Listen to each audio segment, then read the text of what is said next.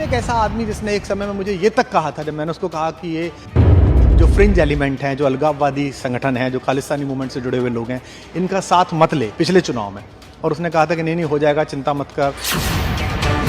ऐसी घृणित, ऐसी देशद्रोही, राष्ट्रद्रोही सोच वाले व्यक्ति को हम दिल्ली वासियों ने मुख्यमंत्री के पद पर आसीन कराया हुआ है। मोदी के साथी ने जो आरोप लगाया है वो बहुत खतरनाक है। तो कहते तो क्या हो गया, तो स्वतंत्र देश का पहला प्रधानमंत्री बनेगा। जब आपको राज्यसभा की सीटें और मनचाहे पद नहीं मिले तो आपने ये आरोप लगाने शुरू कर दिए। नमस्कार, आप देख रही हैं क्विक न्यूज और मैं हूं आपके साथ डिंपल भारद्वाज। इस वक्त देश में एक मुद्दा बेहद ज्यादा गरमाया हुआ है। मुद्दा है कुमार विश्वास ने खालिस्तान को लेकर केजरीवाल के खिलाफ कुछ बयानबाजी की है। देश के बड़े कवि हैं और इतना बड़ा बयान सामने आया है कि उन्होंने कहा है सीधे तौर पर कि कुछ संबंध केजरीवाल के खालिस्तान के साथ है, वो के खालिस्तानी लोगों के साथ मिले हैं। इस मुद्दे को लेकर हम पहुंचे हैं शक्ति नगर और हमारे साथ मौजूद है विवेक शर्मा जी, जो कि भाजपा कार्यकर्ता और नेता भी हैं। इनसे जानते हैं कि आखिर इस मुद्दे पर ये अपना क्या जो वक्तव्य है वो रखना चाहते हैं या फिर वो क्या कहना चाहते हैं। विवेक जी, बहुत बड़ा मसला है, बहुत बड़े कवि हैं और ये भी कह सकते हैं कि एक समय पे केजरीवाल के साथ भी नजर आते थे, लेकिन आज केजरीवाल के खिलाफ इतना बड़ा बयान आना, इसको आप किस तरह से देखते हैं? देखिए, ये जो आरोप लगाए हैं डॉक्टर कुमार विश्वास ने, और जैसा कि आपने संबोधित किया कि देश के एक बड़े कवि ने ये आरोप लगाया है, तो शायद इन आरोपों की गंभीरता को आप कम कर रहे हैं। देश के बड़े कवि के साथ साथ आम आदमी पार्टी के फाउंडर मेंबर डॉक्टर कुमार विश्वास ने आरोप लगाए हैं और अपने अभिन्न मित्र पर लगाए हैं। तो सर, हम आपसे जानना चाहेंगे कि अभिन्न मित्र हैं, लेकिन उसके बाद भी इस तरह का बयान आना क्या दर्शा रहा है? क्या कुमार विश्वास के मन में अब उनके लिए प्रेम नहीं रहा है, या फिर वो इस चीज़ को लेकर गंभीर हैं कि नहीं, वो खालिस्तान के साथ जो उनका मेल मिलाप है उसको लेकर वो गंभीर है? क्या कहना चाहेंगे? नहीं, जो उन्होंने बयान दिया है निश्चित तौर पर देशवासियों के लिए और देश के लिए खतरा है कि और विशेषकर दिल्ली वालों के लिए, कि ऐसी घृणित, ऐसी देशद्रोही, राष्ट्रद्रोही सोच वाले व्यक्ति को हम दिल्ली वासियों ने मुख्यमंत्री के पद पर आसीन कराया हुआ है। और जो सादगी से इतने परिपूर्ण है, शायद दिल्ली वासियों ने उन्हें उनकी सादगी और देशभक्ति देखकर वोट दिया था, लेकिन ये बगुला भगत इस प्रकार का निकलेगा, ऐसा तो कल्पना भी दिल्ली वालों को नहीं थी।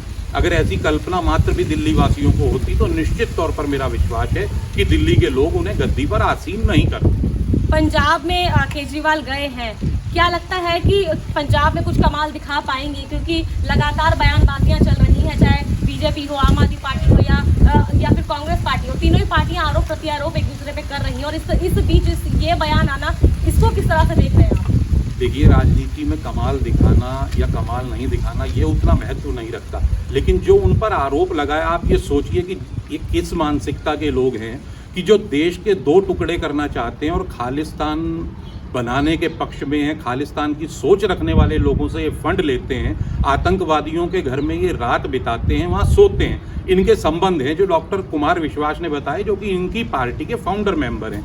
तो आप सोचिए कि देश के लिए कितनी खतरनाक सोच है कि एक व्यक्ति देश को दो टुकड़ों में बांटना चाहता है और फिर एक टुकड़े का प्रधानमंत्री बनना चाहता है। कुर्सी के वशीभूत इस किस्म के आचरण इनके, ये शायद इनको शोभा नहीं देते। विवेक जी, ये बयान तो आ गया है, कुमार विश्वास ने बयान दे दिया खालिस्तान से उनके संबंधों को लेकर एक बयान जारी हुआ है, लेकिन इसका जो संबंध है वो किस तरह से उन्होंने साबित करने की कोशिश की है? क्या उनके पास ऐसा प्रूफ है जिसके लिए उन्होंने ये सब कहा है? क्या उनके पास ऐसा कोई प्रूफ भी मौजूद है जिसके बाद वो ये बयान देने के लिए सक्षम हुए हैं?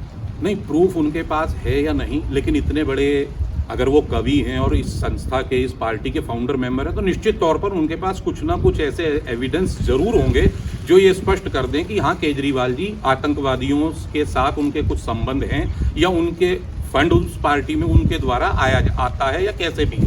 लेकिन इसमें महत्वपूर्ण ये नहीं है कि उनके पास एविडेंस है या नहीं।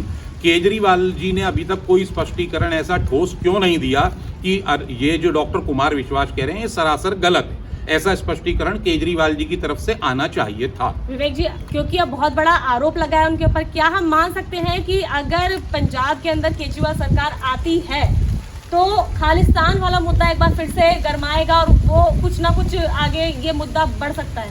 नहीं, मुद्दा तो ये वैसे ही बन चुका है। अगर देश के टुकड़े करने का कोई मैटर होता है या ऐसा कोई मुद्दा है तो देश में कोई भी आम आदमी हो, मुझ जैसा आप जैसा, इससे बड़ा मुद्दा कोई मानेगा ही नहीं।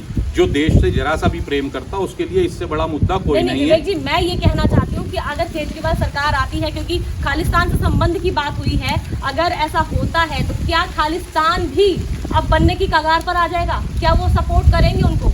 मुझे नहीं लगता कि ऐसी सोच रखने वाले लोग कामयाब होंगे, और मुझे ऐसा भी नहीं लगता कि पंजाब की जनता ऐसे व्यक्ति को गद्दी नशीन करने वाली है या ऐसे व्यक्ति को मुख्यमंत्री बनाएगी। मुझे नहीं लगता इनकी उतनी सीटें आ पाएंगी।